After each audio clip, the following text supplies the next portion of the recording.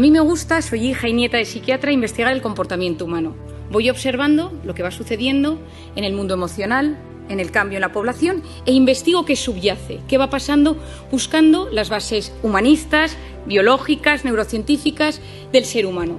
Cuando uno se comprende, se siente aliviado. Y el problema que nos sucede muchas veces es que como seres humanos nos van sucediendo cosas, vamos sintiendo cosas, van surgiendo síntomas en nuestro cuerpo y no entendemos nada. Tengo 20 minutos para intentar explicaros cómo funciona nuestro cerebro y cómo funciona nuestro cerebro en este mundo digital tan apasionante. Y yo siempre hablo de una hormona, que es la hormona del cortisol. El cortisol es la hormona del estrés. Se activa en los momentos de amenaza, en los momentos de reto. Si uno va por la calle y le atracan, sube el cortisol. Esta hormona es clave en nuestra vida porque interactúa con todo el organismo. Es una hormona cíclica. Por las noches es baja, a lo largo de la noche sube hasta las 8 de la mañana, que tiene su pico más alto.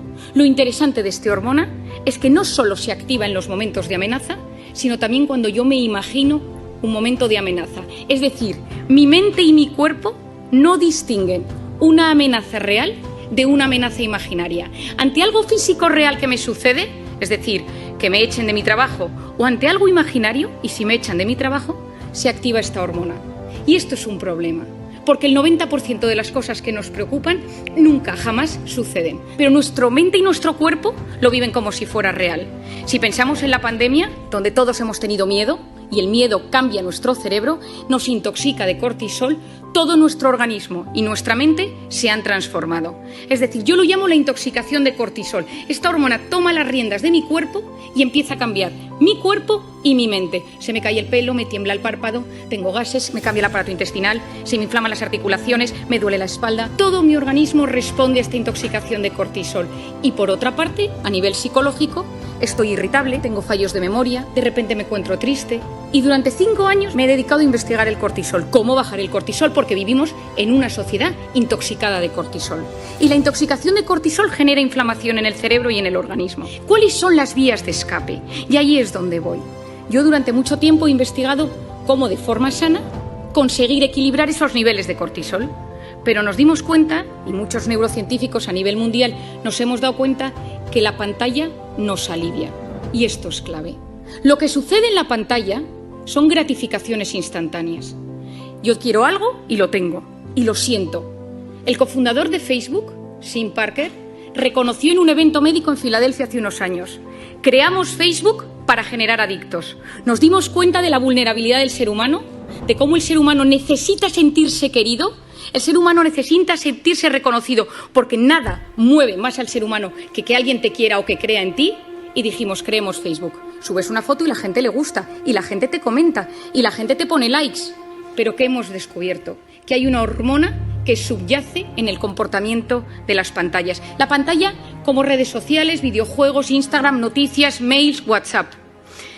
Y aquí entra la dopamina. La dopamina es una hormona maravillosa en muchos aspectos porque es la hormona del placer. Es la hormona que está involucrada en las relaciones sexuales, en la comida rica, en el vino, en los videojuegos, es decir, en cosas que nos hacen pasarlo bien. Y funciona de una manera muy particular. A mí me apetece tomarme una copa con unos amigos y empiezo a generar dopamina. Y en el momento que tengo esa copa, que ya me tomo eso con mis amigos, tengo mi pico de dopamina y de repente tengo un gran bajón. La dopamina es la hormona de las adicciones. Cada vez que yo recibo un like, cada vez que yo recibo comentarios en mis redes sociales y recibo cosas gratificantes, tengo chispazos de dopamina. La pantalla fue diseñada para ser adictiva y a día de hoy tratamos en consulta la adicción a la pantalla con la misma medicación que la adicción a la cocaína. Ojo, van por los mismos circuitos cerebrales. Esto lo cuento porque es importante que lo entendamos. Es decir, nuestro cerebro no es inmune a tener pantalla todo el rato. ¿Qué ha hecho la pantalla? Que nos hemos convertido en drogodependientes emocionales, adictos a experiencias vibrantes, porque siempre llega algo en la pantalla, que nosotros nos hemos acostumbrado a recibir emociones y sensaciones constantes. Las empresas se dieron cuenta de esto. Facebook, Google, todas las empresas de Silicon Valley, Palo Alto, todo el mundo vio que esto era importantísimo. ¿Y qué sucede hoy en día? Que hemos transformado la economía mundial en la economía de la atención. Lo que importa a las empresas es conseguir mantener la atención del usuario el mayor tiempo posible en una pantalla.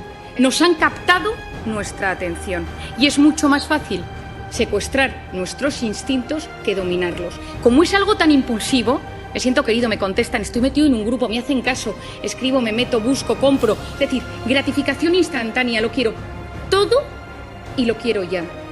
Y si nos damos cuenta, las dos únicas cosas que realmente nos hacen felices en esta vida, las dos únicas cosas que realmente llenan el corazón del ser humano, son el amor de pareja, el amor a los padres, el amor a los hijos y el trabajo bien hecho. Y ni el amor ni el trabajo son a base de gratificación instantánea. Son todo lo contrario. Pospongo recompensa, paciencia, esperar a no recibir todo el rato lo que busco y lo que quiero. Tiempo, tiempo, tiempo. Y hoy en día no sabemos esperar. Y hay otra zona del cerebro que es fundamental y se denomina la corteza prefrontal.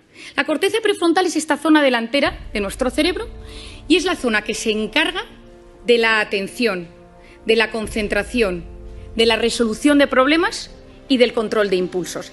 Es la que se encarga de que seamos seres superiores.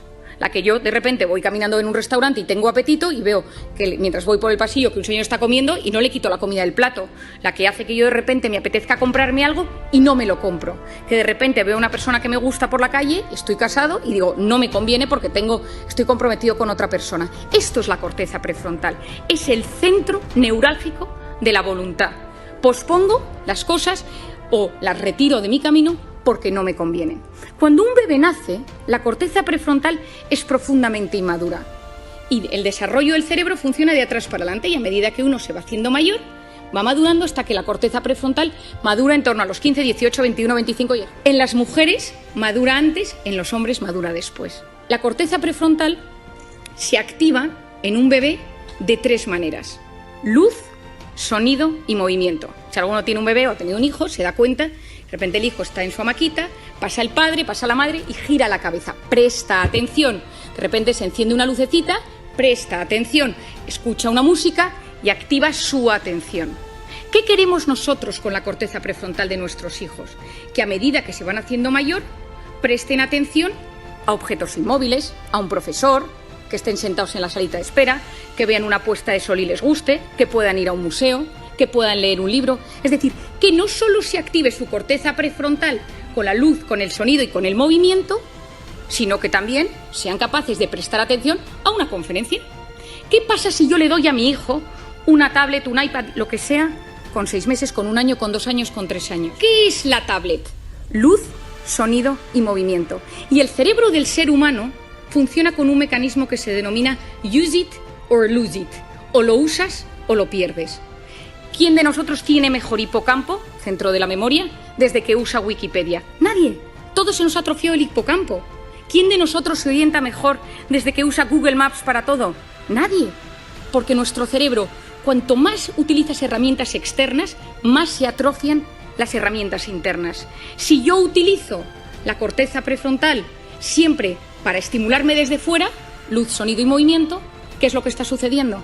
Que la corteza prefrontal de los jóvenes no está madurando de forma correcta. ¿Y esto qué consecuencias tiene?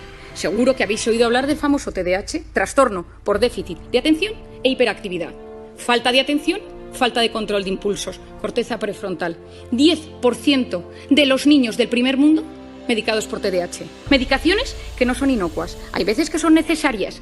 ¿Es solo la culpa de la pantalla? No es solo. Pero la pantalla no está ayudando.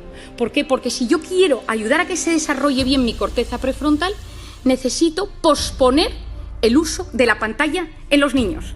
Si nosotros, que somos adultos, que nos educaron sin pantalla en nuestra corteza prefrontal, ya nos damos cuenta, no podemos vivir sin el teléfono, nos damos cuenta que nos lo hemos olvidado y hay un sudor frío por la espalda. Imaginemos en niños que tienen su corteza prefrontal en plena fase de maduración. Y necesitamos niños con criterio, necesitamos chicos que sean capaces de saber discernir el bien del mal, de buscar la información.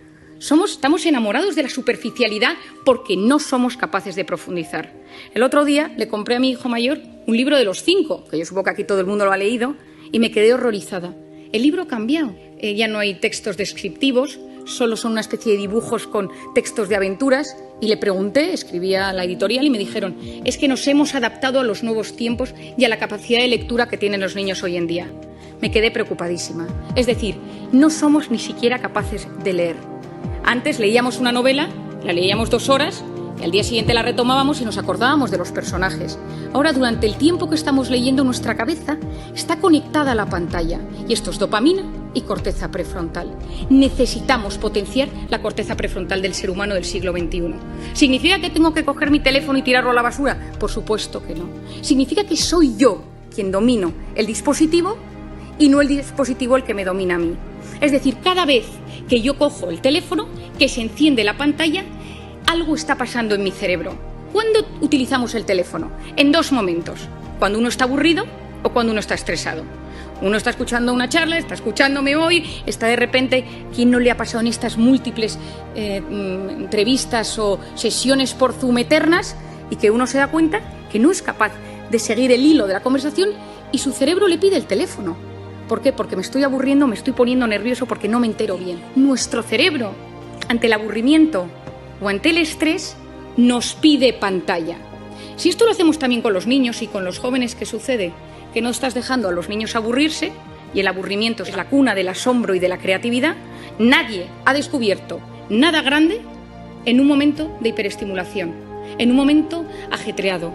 Unos vieron caer una manzana de un árbol, otros paseaban por los jardines de Atenas. Es decir, si tú quieres crear algo, si tú quieres que te pasen cosas buenas, necesitas ser capaz de frenar el círculo de la hiperestimulación. Y te tienes que empezar a aburrir, porque cuando tú te aburres o dejas que tu hijo se aburra, pasan cosas en el cerebro. Si tú no sabes gestionar el estrés y cada vez que te enfadas con tu marido, con tu mujer y, fijémonos, coges el teléfono, tu hijo te pone de los nervios, coges el teléfono, porque te alivia, porque fue diseñado para aliviar y conocemos los mecanismos que subyacen al tema, pero entonces ya no sé gestionar la ansiedad. Y ojo, quien no sabe gestionar sus emociones en el siglo XXI lo pasa muy mal. Y si me vuelvo al campo de los niños y si me vuelvo al campo de los jóvenes, el que no sabe gestionar estos problemas acaba con problemas de tolerancia a la frustración. Yo siempre digo que darle a un niño un teléfono es como ponerle un minibar en su cuarto. Y decirle, oye, que cada vez que te encuentres mal puedes tomarte un chupito. Porque el cerebro se siente aliviado ante esa carga de estrés. Tenemos que conocer cómo funciona la pantalla, tenemos que conocer cómo funciona el cerebro. Tengo que ser yo quien domine el dispositivo y él no a mí. Hay un documental que se llama The Social Dilemma. Está Tristan Harris detrás de ello, que es lo que denominan en Estados Unidos, le llaman the closest thing Silicon Valley has to conscience, lo más cercano que tiene Silicon Valley a la conciencia, porque él ha abierto la posibilidad de que haya comités de ética en las grandes empresas tecnológicas para hablar de estos asuntos, porque es la primera vez en la historia que los hijos son menos inteligentes que sus padres. Y me refiero a inteligencia, capacidad de buscar, capacidad de discernir, encontrar dentro de toda la información y saber encontrar lo importante. Estamos en la era del exceso de información y de la falta de formación. Y encima estamos generando una sociedad que no sabe buscar lo correcto. Porque ante el estímulo, tu cerebro no te permite frenar, no te permite el silencio. Por lo tanto, tenemos mucho. Estamos hiperestimulados, nos llegan demasiadas cosas y hay un fracaso en la gestión de la abundancia de lo que nos llega. No sabemos gestionarlo. ¿Qué creo que es lo importante? ¿Qué ideas os daría? La primera de todos, quitar las notificaciones de la pantalla. Porque las pantallas, cada vez que nos llega algo, son cosas que hacen pequeñas activaciones de la corteza prefrontal que a la larga me la debilitan. Y que recordemos esto, necesitamos una sociedad con una buena corteza prefrontal. Potenciar esa corteza prefrontal posponiendo la recompensa. Me apetece meterme ahora a ver si me ha escrito alguien por WhatsApp. No lo hago. Me apetece pedirme esta comida ahora. No lo hago. Me voy a meter en Amazon y me voy a comprar esto para que me llegue mañana. No lo hago. Yo pospongo la recompensa. Mi padre, que es un gran sabio de la voluntad, siempre ha dicho, una persona con voluntad llega más lejos que una persona inteligente. Por otro lado, esculpir nuestra atención. ¿A qué quiero prestar atención? Las cosas buenas de la vida suceden en la vida real, porque la vida virtual va a base de gratificaciones instantáneas. Volvamos a conectar con la vida real. En plena pandemia, sí, en plena pandemia, tengamos que conectar. Durante tiempo nos han dicho, no saludes, no sonrías, no te acerques, no abraces. Y ahora yo lo que digo es, tomemos tiempo para preguntarle a la gente cómo está de cara. Sonriamos a las personas. Volvamos a generar esa conexión humana que es absolutamente clave. Os he contado que yo llevo varios años investigando el cortisol y siempre investigo las hormonas y la dopamina, la del placer, la serotonina, la felicidad, la oxitocina, la hormona del parto y de la lactancia. Y hace 2 años Acababa de nacer mi tercer hijo y yo estaba en plena lactancia. Y me llamaron del hospital y me dijeron que estaban presentando un nuevo fármaco en Madrid y me acerqué con mi coche, yo tengo un Golf muy viejo, al centro de Madrid. Me puse mona, me subí a mi tacón y me acerqué, esto ahora os explico por qué os doy este dato, y entonces yo iba en el coche y dejé el coche aparcado, subí al hotel, estuve en la presentación, pero ya me tocaba volver a dar de comer al pequeño y volví al parking. Y cuando iba andando por el parking, veo que un tipo con mala pinta me sigue y empecé a notar que me angustiaba y que empezaba a no poder respirar y de repente, al lado de mi coche rojo, viejo, rayado, había un cochazo y entonces me dijo, dame las llaves. Y le dije, no, que mi coche es el rojo viejo, que este no es mi coche. Y entonces, en vez de darle las llaves, el móvil, la cartera, todo, me subí al coche, bajé el pestillo y arranqué. No podía respirar, me dio un ataque de pánico y encima era plenamente consciente. Taquipnea, taquicardia, no puedo pensar, corteza prefrontal, se me duerme la mano. Y me conocía todos los síntomas, pero no era capaz de relajarme. Arranqué, salí corriendo del parking y cuando subía por la Castellana, llamé a mi marido casi sin poder hablar, me han atracado por la calle, ¿y no qué? Y entonces, y tal, y mi marido, ¿pero te han secuestrado? No, me dio encima que se agobia, ¿no? Y yo, no, voy a casa. Y llegué a casa, subí corriendo y la persona que estaba cuidando del bebé me dio al bebé literalmente en brazos. Y entonces yo, corriendo, me lo puse al pecho para que pudiera comer y entró mi marido en la habitación. ¿Pero qué te ha pasado? Y yo con una calma sorprendente le empecé a explicar, no, es que estaba en el parking y un tío con mala pinta. Y me dice, Mario, ¿te has tomado algo? ¿Cómo te has relajado? Y digo, tienes toda la razón. Digo, este pico de cortisol tarda 6 horas en bajar. Digo, no es cómo soy capaz. Y de repente me quedé mirando al bebé y dije, ¿y si la oxitocina de la lactancia bajara el cortisol? Y esta me puse nerviosa. Me metí en internet, me puse a buscar y efectivamente, si estimulamos la oxitocina, bajamos el cortisol. He buscado todas las maneras que existe para que podamos generar oxitocina. Y creo que nos encontramos en un momento de intoxicación de cortisol, donde hay que potenciar la oxitocina. Es la hormona de la empatía, es la hormona de los abrazos. Lo que funciona son 8 segundos. Yo a la gente la tengo un poco cortada porque la abrazo 8 segundos, que la gente lleva 2 años sin abrazarse, y al tercer segundo le digo, relájate que quedan 5. Abrazos de 8 segundos bajan los niveles de cortisol. Mirar a alguien a los ojos y escucharle sin teléfono delante. Te escucho y no te juzgo. Estoy a tu lado. Me ilusiono de lo que me cuentas. Dedico tiempo a hacerte feliz. Esto es la oxitocina. Es la hormona de los vínculos. Es la hormona de lo que yo llamo las personas vitamina. Por lo tanto, en esta sociedad, en este momento donde todavía hay mucho cortisol, donde todavía hay mucho miedo, donde nos estamos adaptando, volvamos a la vida real. Potenciemos la oxitocina de las relaciones humanas y convirtámonos en personas vitamina. Muchas gracias.